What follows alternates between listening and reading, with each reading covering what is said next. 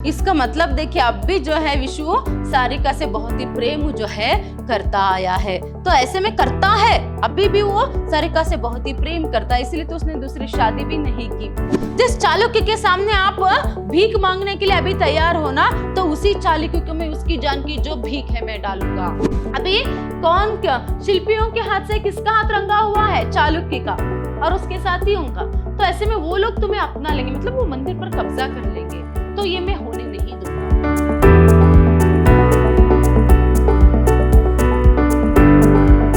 नमस्कार, मैं हूं हर्षिता, हिंदी लेक्चरर, विद्याश्रम कॉलेज मैसूर। आज हम मैसूर यूनिवर्सिटी के 4th सेमेस्टर बीकॉम की हिंदी पाठ्यक्रम से कोणार्क नाटक जो है वहां देखेंगे। कोणार्क नाटक के लास्ट सेशन में हमने देखा था कि धर्मपद को जो है यह बात पता चलती है कि विशु ही जो है उसके पिता है। कैसे? जब वो युद्ध में लड़ते समय मूर्छित हो जाता है, उस समय उसके गले में से जो हार गिरता है वो जो है विशु को मिल जाता है, और वह हार उसी हाथी दांत की जो कंकण है जिसे जो है यहाँ पर विशु ने सारिका को दिया था, और उसी हाथी दांत के कंकण के नकल को जो है उसने कहाँ पर अंकित किया था? जो सौम्य श्रीदत्त है नाट्याचार्य, उसकी मूर्ति पर। तो ऐसे में उसे सभी बात जो है पर पता चल जाती है। जैसे ही यहाँ पर धर्मपद पूछता है कि आपने मेरे हार को देखा है क्या करके, तभी यहाँ पर वो विशु से पूछो तो वो विशु को मिला है। फिर वो कहता है कि उस मूर्ति में भी कैसे वही जो है यहाँ पर चित्र जो है या फिर वही हाथी दांत की जो कंकण है वहां अंकित है। तो यहाँ पर उसके निर्माता को ही तुम्हें पूछना है, मतलब उसे किसने बनाया है यहाँ पर? विशु ने। तो यहाँ पर विशु जो है उस हाथी दांत के कंकण को जो है, हार को जो है यहाँ पर धर्मपद के हाथ में देते हुए कहा था कि क्या है, उस पत्थर में जो चित्र बना है उसे भी मैंने बनाया है, और उसके साथ साथ क्या है यहाँ पर जो ये हाथी दांत का कंकण है इसका भी जो निर्माता है वह मैं ही हूँ। तो ये कैसे संभव हो सकता है करके यहाँ पर किसने पूछा था? धर्मपद ने। क्योंकि इसे तो मुझे मेरी माँ ने दिया था करके। तभी उसने कहा कि तुम्हारी माँ जो है वह सारिका ने। तो आपको जो है यहाँ पर कैसे पता चला? यहाँ पर सौम्य श्रीदत्त पूछता है तुम सारिका के पुत्र हो ना धर्मपद करके। तो वो बोलता है हाँ, मेरी माँ का जो नाम है आपको कैसे पता चला? तो यहाँ पर विशु जो है कहते हैं कि क्या है, मैं ही तुम्हारा पिता हूँ, और इसको मैंने ही जो है तुम्हारे माँ को जो है तुम्हारी माँ को दिया था करके। तो ऐसे में ऐसे भी बात जो है यहाँ पर पता चलती है, और विशु को सारिका के मरने की भी बात पता चलती है। इसे भी हमने लास्ट क्लास में देखा था। चलिए आज जो है हम आगे का जो पाठ है वह देखेंगे। विशु, वह अभागा श्रीधर मैं ही हूँ।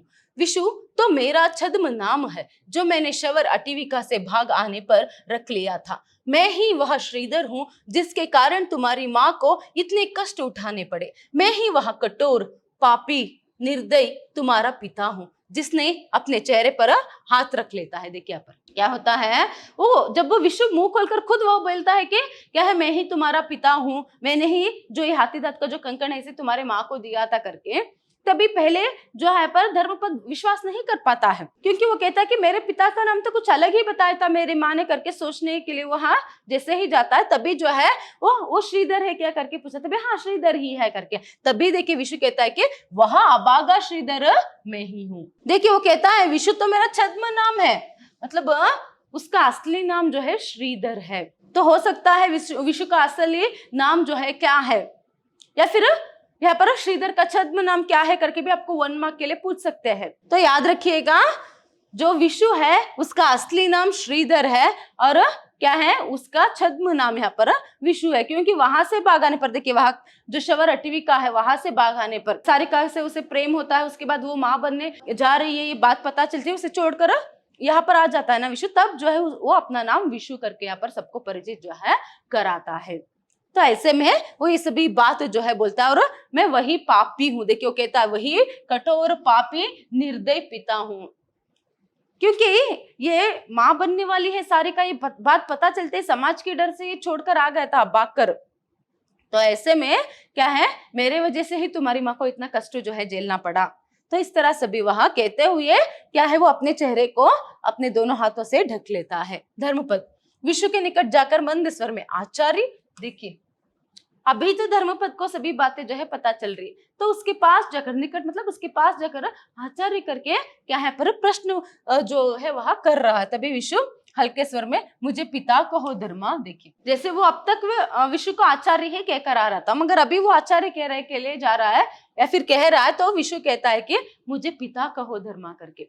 तो ऐसे में धर्मपद पिता विशु के चरणों के पास धरती पर बैठता हुआ छाव भरे स्वर में। देखिए वो विशु के चरणों के पास बैठ जाता है, उसे चूते हुए पिताजी करके या फिर पिता करके वहां कहता है। तभी क्या आपको मेरी माँ की याद आती है? देखिए वो यहाँ पर प्रश्न कर रहा है, पिता करके उसके चरणों के पास बैठते हुए, ऊपर उसे देखते हुए, क्या आपको कभी मेरी माँ की याद नहीं आई है? फिर अभी भी आपको मेरी माँ की याद आती है क्या? करके प्रश्न जो है वहां पूछता है। तभी धर्मपद जो क्या पर जाने किस अदृश्य शक्ति ने मुझे शिल्पकला सिखा दी। विशु तू शिल्पी विशु के पुत्र हो धर्मा, कोणार्क और किसी के स्पर्श से कैसे जग सकता था? जैसे मरुस्थल में कहीं निर्झरणी सहसा गायब हो जाने पर भी अन्यत्र भा निकलती है, वैसे ही मेरी भटकी हुई प्रतिभा तुम्हारे मन में विकसित हो उठी। धर्मा सैकड़ों हजारों वर्षों तक कोणार्क के उन्नत शिखर को देखकर लोग कहेंगे कि यह विशु और उसके बेटे की कला की सर्वोत्कृष्ट कृति है। मेरे जैसा भाग्यशाली पिता आज उत्कल में और कौन है? देखिए जैसे ही यहाँ पर धर्मपद जो है विशु से प्रश्न करता है कि क्या आपको कभी मेरी माँ की याद नहीं आई करके, तो वो कहता है कि 20 बरस से तो क्या है मैं उसी की यादों के सहारे तो मैं जी रहा हूँ। इसका मतलब देखिए अब भी जो है विशु सारिका से बहुत ही प्रेम जो है करता आया है। तो ऐसे में करता है, अभी भी वो सारिका से बहुत ही प्रेम करता है, इसलिए तो उसने दूसरी शादी भी नहीं की, है ना। तो ऐसे में कला को ही अपना जीवन जो है पर समर्पित कर दिया। वो डर के मारे, मतलब समाज के डर के मारे जो है वो छोड़कर तो आ गया, मगर उसी की यादों के सहारे जो है वहां जी रहा था। तो ऐसे में यहाँ पर धर्मपद को जो है वह कहता है, क्या तुम्हारी माँ जो है मुझसे रुष्ट हुई थी क्या? उसने कभी कुछ कहा था क्या मेरे बारे में करके? तो वो यहाँ पर धर्मपद कहता है नहीं, मेरी माँ आपसे कभी रुष्ट नहीं हुई थी। रुष्ट मतलब क्या है? गुस्सा जो है हुई थी क्या? तो ऐसे में वो कभी भी क्या है आपके बारे में कुछ भी जो है भला बुरा उसने नहीं कहा था। और मगर शायद ही जो है मेरे माँ के मन में भी भीतरी कांटों की तरह आपकी याद जो है छिपा हुआ था, मगर वो मेरे सामने उसे दर्शाती नहीं थी। तो ऐसे में क्या है यहाँ पर धर्मपद से जो है विशु माफी मांगता है, मुझे माफ कर दो बेटा करके। तो ऐसे में यहाँ पर धर्मपद कहता है कि क्या है आपके बारे में मेरे जो मतलब आपकी छवि किस तरह है मुझ में, तो वैसे ही रहने दीजिए। तो ऐसे में क्या है पिछली बातों को सभी याद करके जो है आपके ऊपर जो आदर सम्मान जो गौरव है उसे कम मत होने दीजिए, वो सभी छोड़ दीजिए, वो बुरी यादों को छोड़ दीजिए करके यहाँ पर कहता है कि मुझे अभी भी मेरी माँ कभी कभार दिखाई दे रही थी।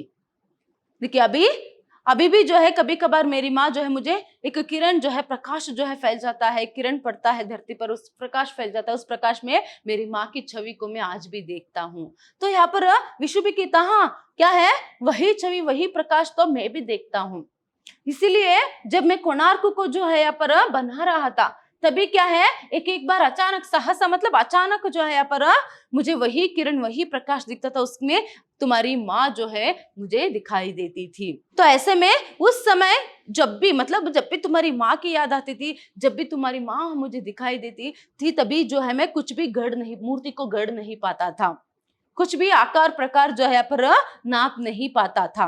देखिए अभी आपको पता चला क्यों जो है इससे पहले भी 4-4 मंदिरों को जो है उसने बनाया है लगातार, मगर आज जो है मतलब कोणार्क मंदिर का जब समय आया वो क्यों उस शिखर को पूरा नहीं कर पाया, क्योंकि ज्यादा जो है वो अपने प्रेमिका जो सारिका है उसकी यादों में वहां खो जाता था अचानक से। इसीलिए तो अभी वो देखिए अभी वह उत्तर मिल रहा है। राजा ने भी कहा था इससे पहले भी क्या है ऐसे बहुत सारी समस्याओं का समाधान विशु ने निकाला, आज क्यों नहीं हो पाया, कोणार्क के समय में क्यों नहीं हो पाया करके, क्योंकि उसका ध्यान जो है यहाँ पर मंदिर बनाने से ज्यादा जो है कहीं और भटक जाता था, सारिका पर उसका मन जो है यहाँ पर लग जाता था। इसीलिए तो यहाँ पर कहा गया कभी कभार तुम्हारी माँ मुझे दिखाई देती थी। तो ऐसे में मुझे तो ये मंदिर पूरा करना ही जो है मुश्किल हो गया था, जैसे क्या है यहाँ पर उसको मैं पूरा नहीं कर पाया, देखो मगर मेरा बेटा होकर तुम जो है यहाँ पर पूरा कर पाए। देखिए वो कैसे यहाँ पर कहता है कि धर्मपद भी कहता है जाने किस अदृश्य शक्ति ने मुझे शिल्पकला सिखा दी। तो यहाँ पर देखिए विशु कहता है कि तू शिल्पी महाशिल्पी विशु के पुत्र हो, तो तुम्हारे रग रग में वो शिल्पकला जो है तो ऐसे में उसे तुम्हें किसी को सिखाने की आवश्यकता नहीं है। तो किस तरह यहाँ पर मरुतल में क्या है निर्झरनी सहसा गायब होकर, कहीं पर तो एक निर्झरनी जो है वह रहती है, कहीं पर गायब होकर कहीं पर किस तरह फिर क्या है बाहर आती है ना, वैसे ही जैसे यहाँ पर मेरी कला के ओर ध्यान जो है यहाँ पर भटका, वहां से ध्यान भटक गया, तुम्हारी माँ पर ज्यादा ध्यान में देने लगा, मगर क्या है इस कोणार्क मंदिर को फिर भी किसने पूरा किया? मेरे पुत्र ने ही। देखिए यहाँ पर आज क्या है, मैं बहुत ही भाग्यशाली पिता हूं, क्योंकि लोग क्या है कहते रहेंगे कि ये विशु और उसके बेटे की अद्भुत कला है करके। तो तुम्हारे अलावा और कोई भी जो है इस कोणार्क मंदिर को पूरा नहीं कर सकता था। तो मेरे बेटे होकर मैं जो काम नहीं कर पाया उसे तुमने पूरा कर दिया, मुझे तुम पर गर्व है, इस तरह से भी करके वहां कहता है। इस तरह धर्मपद और विशु के बीच में बातचीत होती ही रहती है कि उतने में वहां पर सौम्य श्रीदत्त जो है घबराए हुए वहां पर तेजी से कदम जो है रखते हुए वहां आता है। आकर क्या कहता है, देखिए सौम्य, विशु, धर्मपद, गजब हो गया, हम लोगों का किया कराया सब मिट्टी हो रहा है। देखिए वो आकर कह रहा है कि विशु से भी कह रहा है और धर्मपद से भी कह रहा है कि गजब हो गया, क्या है हमने जो भी अब तक किया था मानो सब मिट्टी में मिल गया, ऐसा काम कुछ हो रहा है करके। तभी विशु जो अभी तक आह्लाद की मुद्रा में है, ठहरो, मेरा स्वप्न भंग ना करो। देखिए पर विशु कह रहा है, मतलब उसे खुशी है, अभी अभी उसने अपने पुत्र से जो है बातें की है, अपने बेटे से वहां परिचित हुआ, मिला है, तो ऐसे में मेरे मानो वो सब कुछ एक स्वप्न जैसा है, तो उसे भंग मत करो करके। तभी सौम्य, स्वप्न छोड़ो, हम लोग महाविपत्ति में है। देखिए स्वप्न, अरे स्वप्न को छोड़ दो, हम लोग महाविपत्ति में हैं। याद रखिए ये सब प्रसंग व्याख्या के लिए भी आपको पूछ सकते हैं 5 अंक के लिए। तो सौम्य ने कहा, विशु से कहा, क्यों कहा, कैसे संदर्भ में कहा? रात के समय में, जब सुबह से क्या है शाम तक यहाँ पर युद्ध हो गया है, अभी युद्ध विराम है, तो ऐसे समय में जो है यहाँ पर सौम्य आकर उन दोनों से जो है यहाँ पर ये बात कह रहा है कि अभी तो हम महाविपत्ति में है। धर्मपद, क्या हुआ आर्य? सौम्य, मंदिर के दक्षिण प्राचीर के एक अंश में शत्रु के एक छोटे से दल ने चुपचाप रास्ता बना लिया है।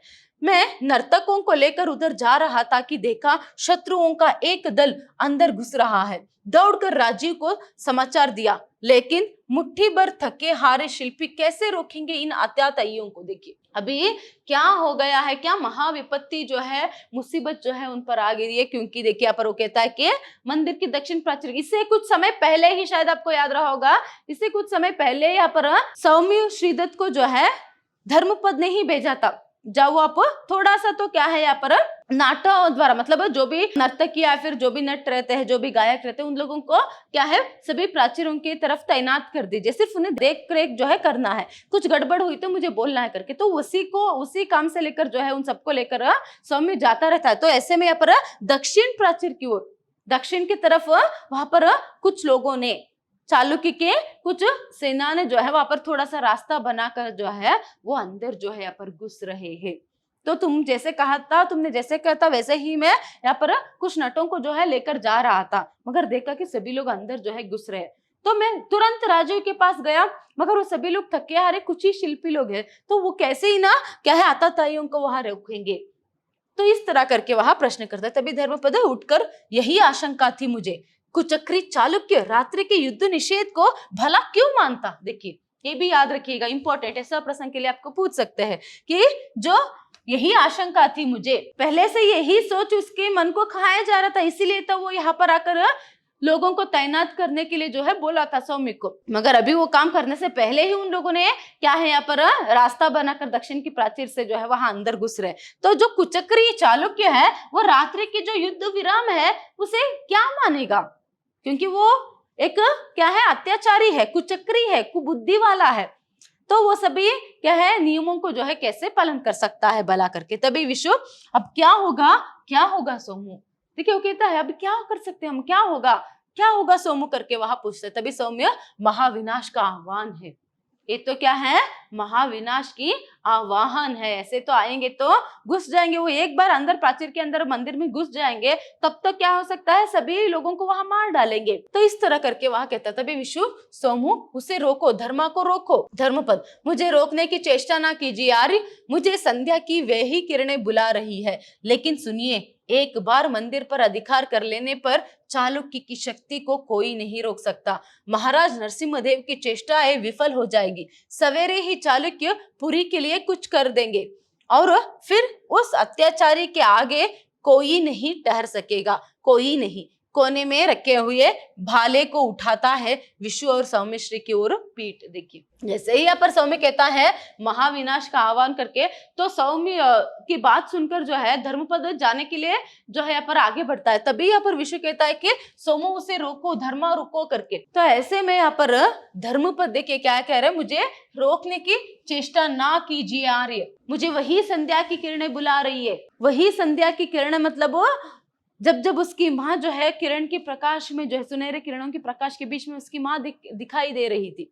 इसका मतलब क्या है, अभी वो अपने जान देकर भी जो है यहाँ पर कोणार्क मंदिर की रक्षा करेगा, अपने वचन को वहां निभाएगा जो उसने उत्कल नरेश नरसिंहदेव को दिया था। तो ऐसे में यहाँ पर क्या होता है, वो कहता है अगर अभी हम चुप रह गए, मुझे रोकने की चेष्टा मत करो, रोकने की कोशिश मत करो, अगर अभी हम चुप हो गए तो क्या हो जाएगा, वो सभी लोग मंदिर के अंदर आ जाएंगे और एक बार ये मंदिर क्या है यहाँ पर उनके वश में हो गया तो वो सवेरे तक ही क्या जगन्नाथपुरी के लिए वहां कूच कर लेंगे मतलब निकल जाएंगे।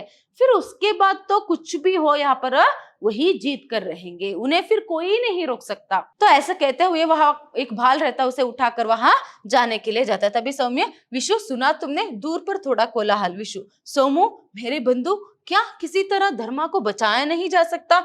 मैं चालुक्य के आगे भीख मांगूंगा, मेरे बेटे के प्राण की भीख। देखिए पर यहाँ पर वो कहता है, वो तो जाने के लिए ऐसे जाता रहता है, कौन भाल को लेकर धर्मपद आगे बढ़ता है। तो यहाँ पर विश्व सौम्य जो है कहता है कि वहां पर बाहर ऑलरेडी जो है वो लोग अंदर आ चुके हैं, तो कुछ लोगों को वहां मार रहे, शिल्पी लोगों को या फिर जो भी लोग उन्हें मिल रहे मंदिर के अंदर, वो लोगों को वो मार रहे। तो वो कोलाहल सभी सुन रहे हो, तुम क्या करके यहाँ पर सौम्य जो है कहता है। तभी उसे सुनकर सोमू मेरे बंधु, मेरे बेटे को कैसे भी बचा सकते क्या? मैं चाहे तो चालुक्य के सामने भीख मांगूंगा, क्योंकि ये मेरे बेटे की प्राण की बात है करके वह यहाँ पर कहता है। तो इस बात को सुनकर क्या है यहाँ पर मर्माहत होकर जो है यहाँ पर एक तरफ से बातों से भी चोट लगती है और क्या है उस गहरी चोट से जो है वो कहता है कि यहाँ पर क्या है, आप मेरा अपमान कर रहे हैं सौम्य, पिता की ममता का यूं तिरस्कार ना करो। धर्म मतलब वो जाते जाते ये सभी बोल रहा है, क्या है, तुम पिता की ये ममता है तो ऐसे में उसका तिरस्कार मत करो धर्मपद करके वहां कह रहा है। तभी धर्मपद ममता, बाहर पुनः कोलाहल, वहां सुनिए मृत्यु की फैलती छाया में अत्याचारी से जूझने वाले वीरों की पुकार सुनिए। क्या मैं उसे अनसुनी कर दूं?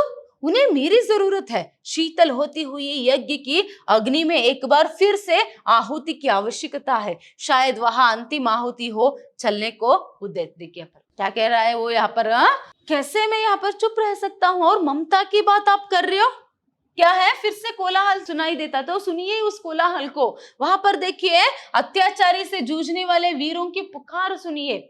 कौन वीर? जो भी शिल्पी लोग मंदिर के अंदर थे, जो इनके तरफ थे, उन सभी लोगों को वहां मार रहे हैं एक्चुअली बाहर। तो उस चीज को सुनकर ये चाहे तो यहाँ पर अंदर सुरक्षित कैसे भी छिप कर रह सकते थे, अपनी जान बचा सकते थे, सोमू, विशु, धर्मपद सभी, मगर धर्मपद को वो राजी नहीं है। क्या है, वह कहता है कि उस चीख को सुनकर, उन वीरों की चीख को सुनकर भी क्या है, मैं कैसे यहाँ पर चुप रह सकता हूँ। और क्या है, अभी मानो एक यज्ञ जो है, युद्ध ही अगर एक यज्ञ है तो ऐसे में वो अग्नि जो है, वो आग जो है यहाँ पर बुझ रहा है, उसमें और एक बार आहुति की आवश्यकता है, शायद ही अंतिम आहुति, तो वो अंतिम आहुति मैं ही होऊंगा करके कहने के लिए कहकर जो है ये चला जाता है। फिर तभी देखिए विशु यहाँ पर क्या कहता है, पुत्र तुम जा रहे हो क्या? आर्त स्वर में, बहुत ही दुख भरे स्वर में, क्योंकि उसे बहुत ही दुख हो रहा है, क्योंकि उसे अच्छे से पता है अगर इस बार धर्मपद लड़ने के लिए जाएगा तो जरूर क्या है वो हार जाएगा। तो ऐसे में वो कह रहा है कि बहुत ही दुख उसे हो रहा है, पुत्र तुम जा रहे हो पुत्र करके प्रश्न जो है यहाँ पर करता है। फिर देखिए धर्मपद, हाँ मैं जा रहा हूँ, जिस नीच से आप भीख मांगते मैं उसे भीख दूंगा, अपने प्राणों की भीख। तात मैं जानता हूँ आप कायर नहीं है, पर मेरा मोह आपको दुर्बल बना रहा है। देखिए यहाँ पर धर्मपद क्या कह रहा है, हाँ मैं जा रहा हूँ, तात मतलब पिताजी, हाँ पिताजी, हाँ पिता मैं जा रहा हूँ। जिस चालुक्य के सामने आप भीख मांगने के लिए अभी तैयार हो ना, तो उसी चालुक्य को मैं उसकी जान की जो भीख है मैं डालूंगा। मुझे पता है आप यहाँ पर कायर नहीं हो, कायर मतलब आप डरपोक नहीं हो, आप वीक नहीं हो, सिर्फ मेरे ऊपर जो मोह है, व्यामोह है, वो आपको यहाँ पर दुर्बल बना रहा है, तो मैं आपको दुर्बल होने के लिए नहीं दूंगा। तात जाते जाते आपको याद दिलाऊं कि आप पिता होने के पूर्व शिल्पी है, कारीगर है। आज शिल्पी पर अत्याचार का प्रहार हो रहा है, कला पर मंदांधता टूट पड़ी है, सौंदर्य को सत्ता पैरों के तले रौंद रही है। और कोणार्क आपका सुनहरा सपना, जिस घोंसले में आपके अरमानों का पंछी बसेरा लेने जा रहा था, वही कोणार्क एक पामर पापी अत्याचारी के हाथ का खिलौना बन जाएगा। आतंक के हाथों में जकड़ी हुई कला जिसे सिसकेगी, वही कारीगर की सबसे भरी हार। प्रस्थान कुछ देर शांति। देखिए यहाँ पर क्या होता है। जैसे ही आखिरी बार यहाँ पर बहुत ही आर्तनाद से विशु कहता है, पुत्र तुम जा रहे हो करके, तभी हाँ पिताजी मैं जा रहा हूं।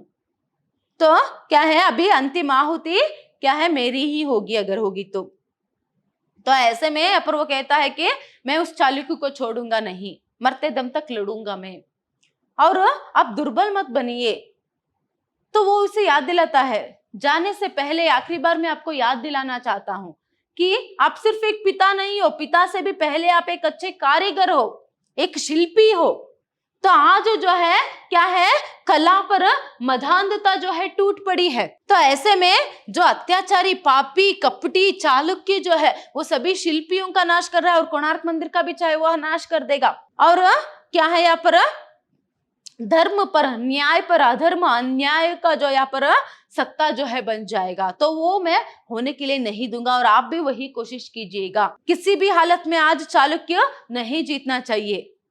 तो इस तरह जो है यहाँ पर वहां कहता है। तो अगर ये क्या है, अगर इस कला की सौंदर्य के मंदिर में क्या है यहाँ पर कलाकारों की, या फिर क्या है इस कला की जो है यहाँ पर उस पर अत्याचारी अगर जीत गया, तो वही सबसे बड़ी और सबसे भारी हार होगी एक कलाकार की, एक कारीगर की। तो आप उसे भूलिएगा मत करके कहकर जो है वहां चला जाता है। कुछ देर के लिए शांति जो है रहती है। फिर सौम्य कंधे पर हाथ रखते हुए विशु विशु, देखिए उसके जाते ही विशु यहाँ पर बहुत ही दुर्बल हो जाता है, क्योंकि अभी अभी तो पुत्र जो है मिला है, फिर अभी वह दूर हो रहा है। तो सौम्य उसे तसल्ली जो है यहाँ पर दे रहा है। इसके बाद देखिए यहाँ पर विशु हत बुद्धि सा कारीगर की हार, कोणार्क आतंकी के हाथों का खिलौना। सौम्य बाहर कोलाहल सुनकर जान पड़ता है धर्मपद संग्राम में कूद पड़ा है, लेकिन कितनी देर के लिए वे लोग आगे बढ़ रहे हैं। विशु मैं जाता हूँ, देखूं शायद उसे बचा सकूं। प्रस्थान देखिए, किसका प्रस्थान, किसका एग्जिट होता है यहाँ पर, सौम्य का। क्योंकि धर्मपद बाहर जाने के बाद ये थोड़ी देर जो है विशु को समझाता है, फिर उसके बाद क्या होता है यहाँ पर बाहर फिर से कोलाहल जो है बढ़ जाता है। तो ऐसे में यहाँ पर एक बात तो यहाँ पर विशु भी बोलता है कि क्या है, कारीगर का हार कोणार्क आतंकी के हाथों का खिलौना बन गया है क्या। ये कैसा जो है यहाँ पर विचित्र जो है यहाँ पर घट रहा है, कैसा आतंक फैला हुआ है इस मंदिर में करके यहाँ पर वह कहता है। तो ऐसे में सौम्य भी कहता है कि बाहर कोलाहल सुन रहे हो तुम, बाहर शोर जो है मच गया, इसका मतलब धर्मपद युद्ध में कूद पड़ा है, उन लोगों के साथ वह लड़ रहा है, मगर कितनी देर तक वो लड़ेगा अकेला। तो ऐसे में क्या है, मैं देखूंगा क्या हो रहा है करके, कुछ मदद कर सकता हूँ क्या करके सोमू निकलता है। तभी विशु वही मुद्रा, कभी बैठता है कभी घूमता है, बाहरी हलचल की उन्मत्त लहरें उसे छू नहीं पा रही है। कोणार्क मेरी निधि, कोणार्क मेरी सृष्टि, अपावन हाथों में भ्रष्ट हाथों में यह कैसा अभिशाप। ओ अभागे कारीगर, कहाँ है तेरा गौरव, कहाँ है तेरी मौन तपस्या का पुरस्कार। पुनः चुप, दूर नेपथ्य में कोलाहल बढ़ रहा है, कारीगर की हार ए उठ खड़ा होता है, असंभव। कोणार्क शिल्पी की पराजय का प्रतीक नहीं रहेगा। देखिए सौम्य तो बाहर चला गया, अभी सिर्फ अकेला विशु है, वो जो है सभी बातें जो है पर करता है। देखिए वो कहता है कि क्या है, कभी बैठता है कभी उठता है कभी घूमता हुए सभी बात जो है वह बोलता है कि बाहर हलचल जो है यहाँ पर उन्मत्त लहरों की तरह जो है यहाँ पर सुनाई दे रही। तो ऐसे में कोणार्क मेरी निधि है, क्योंकि उसने बनाया था, और वही उसकी मेरी सृष्टि है कोणार्क। और ऐसे अपावन हाथ, अपावन मतलब नापाक हाथों में क्या है, भ्रष्ट हाथों में जो है कोणार्क नहीं जा सकता। कौन भ्रष्ट कौन नापाक है, चालुक्य है। तो ऐसे अत्याचारी नापाक भ्रष्ट हाथों में कोणार्क मंदिर कभी नहीं। ये अभी फिलहाल वैसे उसी के हाथों में वो ही जो है उस पर आक्रमण जो है उसने कर दिया है। तो ये कैसा अभिशाप है। तो मैं एक अभागा कारीगर हूं, वो अभागे कारीगर, कहाँ है तेरा गौरव। कौन अभागा, यहाँ पर विशु है। देखिए एक शिल्पी जो है चाहे एक मूर्ति को हो एक मंदिर को जब बनाता है तो हजारों सपनों जो है पर हजारों सपनों जो है पर सपनों को लेकर जो है वहां यहाँ पर उसे बनाता है। कितने सारे स्नेह से, प्रेम से, विश्वास के साथ, वही उसके लिए एक गौरव है। तो वो गौरव कहाँ है आज? और क्या है यहाँ पर? एक मौन तपस्या भी उसकी होती है। तपस्या ही तो है। देखिए कोई भी मंदिर जो है अगर आप देखेंगे उसकी कारीगर कैसी रहती है, शिल्पकला कैसी रहती है, उसे बनाना मतलब सालों तक, 12 सालों से उसे बनाया, 12 सालों से उसने तपस्या ही किया है, एक मौन तपस्या। तो उसका प्रतिफल क्या है, क्या हो रहा है उसमें? तो ऐसे में फिर ये सभी सोचते हुए असंभव क्या है, कोणार्क शिल्पी का पराजय का प्रतीक कभी नहीं बन सकता। इस तरह करके कुछ वो सोच में जो है पर पड़ जाता है और कुछ सोच कर जो है वहां आगे बढ़ता है। देखिए विशु तेजी के साथ गर्भगृह के कपाट खोलता है। सूर्य देवता की मूर्ति कक्ष के बीच 5 हाथ ऊपर निराधार स्थित है। ज्वाजल्यमान मस्तक और मुकुट, बाकी कक्ष में घना अंधकार। देखिए वो सीधा जो है गर्भगृह में घुस जाता। अभी तो गर्भगृह के अंतराल में था, सटी अंतराल में था, मगर उसके अंदर गर्भगृह के अंदर जो है अभी जाता है। तो ऐसे में वहां पर देखता है, कपट खोलता है, फिर सूर्य देवता की मूर्ति जो है उस कक्ष में कैसे है, यहाँ पर बीच 5 हाथों के ऊपर जो है निराधार स्थित है। ऊपर और नीचे 5 हाथों के बीच में जो है वह क्या है, एक ज्वाजल्यमान मतलब प्रकाशमान मूर्ति जो है यहाँ पर स्थित है। उसका मुकुट और उसका मुख प्रकाशमान है, बाकी सब कुछ अंधेरा है। विशु साष्टांग अवस्था में रुंधे गले से, हे सूर्य भगवान, हे भुवन भास्कर, 12 बरस तक दत्तचित्त हो मैंने तुम्हारे योग्य यहाँ अभूतपूर्व गृह तैयार किया। आज जब उस लगन और तपस्या के बाद तुम्हारी उपासना का अवसर आया तो तुम्हारे शिल्पी को टुकराने वाले उनके निर्दोष रक्त से रंगे हाथ तुम्हें अपनाने आ रहे हैं। देखिए उस भगवान के सामने गिड़गिड़ा रहा है, अपने दुख को प्रकट कर रहा है कि हे सूर्य भगवान, हे भास्कर, कितने ही समय से जो है मैंने यहाँ पर कोशिश करके तुम्हारे लायक क्या है ये ग्रह बनाया। ग्रह मतलब कोणार्क मंदिर को जो है बनाया है। तो आज कपटी और उसी शिल्पी के रक्त, उन्हीं शिल्पियों के रक्तों से क्या है हाथ जो है जिसका यहाँ पर डूबा हुआ है, तो वही जो है यहाँ पर तुम्हें अपनाने के लिए आ रहे हैं। तो ऐसे में भगवान मैं यहाँ कैसे सह सकता हूँ, तुम मेरे सारे जगत के प्रतिपलक हो, पर मैं यहाँ कैसे भूल सकता हूँ कि मैं तुम्हारा निर्माता हूँ। देखिए अभी कौन क्या शिल्पियों के हाथ से किसका हाथ रंगा हुआ है, चालुक्य का और उसके साथियों का। तो ऐसे में वो लोग तुम्हें अपना लेंगे, मतलब वो मंदिर पर कब्जा कर लेंगे, तो ये मैं होने नहीं दूंगा। तो ऐसे में क्या है, तुम सारे संसार का प्रतिपालक हो, पालनहार हो, मगर मैं कैसे बोलूं कि तुम्हें जो है मैंने बनाया। मतलब उस मूर्ति को क्या है, शिल्पी कौन है पर उस मूर्ति की शिल्पी विशु, ये तो मैंने बनाया है। तो मस्तक उठाता है, हमें उसके चेहरे का पार्श्व अंश ही दिखता है।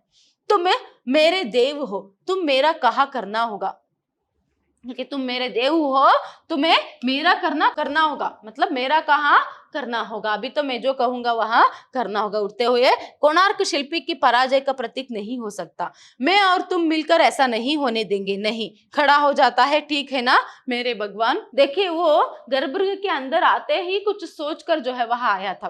तो ऐसे में यहाँ पर अपने भगवान से जो है वहां बात कर रहा है कि ऐसे में क्या है, यहाँ पर पापियों का, अधर्म का, अत्याचारियों का जीत होते हुए मैं नहीं देख सकता। तो ऐसे में हम क्या करेंगे, मतलब मैं और तुम दोनों मिलकर, अभी तुम्हें मैं जैसा कहूंगा वैसा करना ही पड़ेगा, तो हम दोनों मिलकर जो है ऐसा होने नहीं देंगे। कैसे होने के लिए, क्या है, कभी शिल्पी का जो पराजय है वहां होने के लिए नहीं देंगे। ये कोणार्क मंदिर को शिल्पियों की पराजय के प्रतीक बनकर रहने के लिए हम नहीं देंगे। तो उसने ऑलरेडी माइंड में कुछ सोच कर रखा है, तो वैसे करेंगे तो वो जीत सकते हैं। तो वो क्या काम है, क्या करना है, तो कुछ तो इस तरह सोच कर वो भगवान से कह रहे कि ठीक है ना भगवान, ऐसे ही हम करेंगे ना। इस तरह वहां कह रहा है कि पूछ रहा है कि तुम मेरे साथ दोगे ना भगवान करके। तो जैसे ही वो सभी जो है पूछता है फिर कहता है, तभी देखिए मूर्ति की आभा द्विगुणित जान पड़ती है। प्रकाश की एक किरण विशु के चेहरे पर भी पड़ती है, उसकी आंखें मूर्ति पर गड़ी है और फिर मानो प्रतिमा का आह्वान पाकर वहां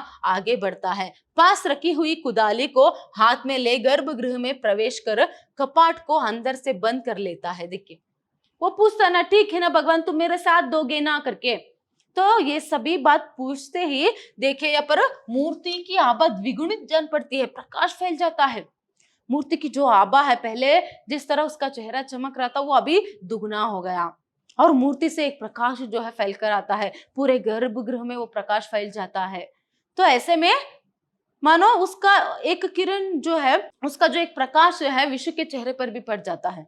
विशु की दोनों आंखें मूर्ति पर गड़ी हुई है, मतलब वो मूर्ति को देख रहा है, मानो भगवान ने यहाँ पर मंजूरी जो है दे दिया है। तो ऐसे में वो गर्भगृह का जो कपाट है, दरवाजा जो है वहां बंद कर लेता है और कुदाली जो है वहां उठा लेता है। तो इसके बाद देखिए यहाँ पर प्रतिमा की ज्योति तिरोहित हो जाने से अंतराल में अब पहले की भांति हल्का हल्का प्रकाश है। बाहर कोलाहल बढ़ रहा है, पदचाप निकट आ रहे हैं। कुछ समय तक मंच खाली रहता है।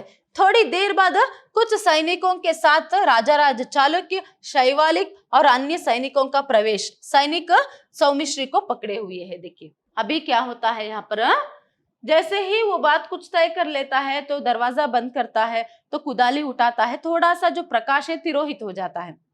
तो ऐसे में थोड़ा सा अंधकार हो जाता है और सिर्फ थोड़ा सा ही प्रकाश हो जाए। पहले किस तरह प्रकाश था वही रहता है। तो ऐसे में क्या है, वो कुदाली उठाकर कुछ करने के लिए जाता है और बाहर जो है यहाँ पर क्या होता है, सौमिश्री को पकड़े हुए कुछ सैनिक आ रहे हैं, मंदिर के अंदर प्रवेश कर रहे हैं। उसके साथ साथ शैवालिक है देखिए, और राजा राजा चालुक्य, शैवालिक और कुछ अन्य सैनिक जो है यहाँ पर सौमिश्री को पकड़े हुए आ रहे हैं। तो ऐसे में चालुक्य यहाँ भी नहीं, कहाँ है नरसिम्हदेव, कहाँ है शैवालिक, सौमिश्री तुम झूठ बोल रहे थे। देखिए यहाँ पर चालुक्य कैसे, जैसे ही यहाँ पर मंदिर के अंदर जो है यहाँ पर वह आता है, मतलब जहां पर सौम्य विशु लास्ट बार मिले थे, मतलब गर्भगृह से सटा हुआ अंतराल जहां है वहां पर आते हैं। तो यहाँ पर क्या होता है, चालुक्य पूछता है यहाँ पर भी कोई नहीं है, कहाँ पर है नरसिम्हदेव और कहाँ है विशु करके।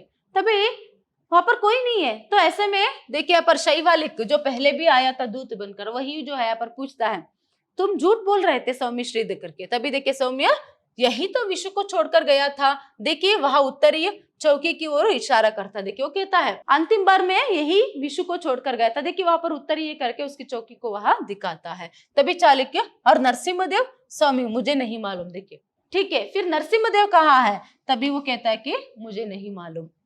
स्वामी को पता है कि नरसिम्हदेव जो है पुरी गए हैं, वहां से क्या लाने के लिए, सेना को लाने के लिए, सुबह होते इन पर आक्रमण करेंगे, सब कुछ उसे पता है। फिर भी वो राजा कहाँ है ये बात जो है नहीं बोल रहा, क्योंकि यहाँ पर मेन क्या है, राजा सुरक्षित रहना, क्योंकि वो सुरक्षित रहेंगे तभी जो है क्या है, वो राजा बनकर आगे बढ़ सकते हैं और अत्याचारी जो चालुक्य है वहां हारेगा। इसीलिए तो ऐसे में चालुक्य, देखता हूं तुम भी उसी राह पर जाना चाहते हो जिस पर उस उदंड धर्मा को भेजा गया है।